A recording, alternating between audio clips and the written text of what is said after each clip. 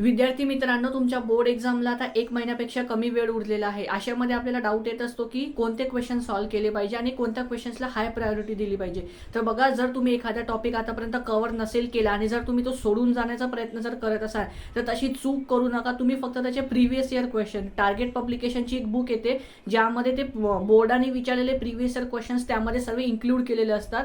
तुम्ही ते सर्व क्वेश्चन्स फक्त जरी करून गेला त्या टॉपिकचे तरी तुम्ही त्या टॉपिकचे क्वेश्चन इझिली अटेम्प्ट करू शकता.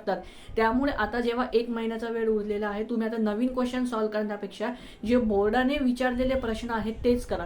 मी वारंवार व सारखं तेच का सांगतो, कारण तेच question as it is repeat होतात किंवा मग जो नवीन क्वेश्चन आहे तो प्रिव्हियस क्वेश्चनचा रिफरन्स घेऊनच बनवला जातो. कदाचित ते क्वेश्चन डायरेक्टली येतात किंवा मग कधी कधी तर व्हॅल्यू चेंज करतात, पण ते पॅटर्न तोच असतो, क्वेश्चनचा सिलेबस तोच आहे. त्यामुळे फक्त आता प्रिव्हियस इयर क्वेश्चन्सवरती जास्त भर द्या आणि रिव्हिजन करा. ठीक आहे, धन्यवाद.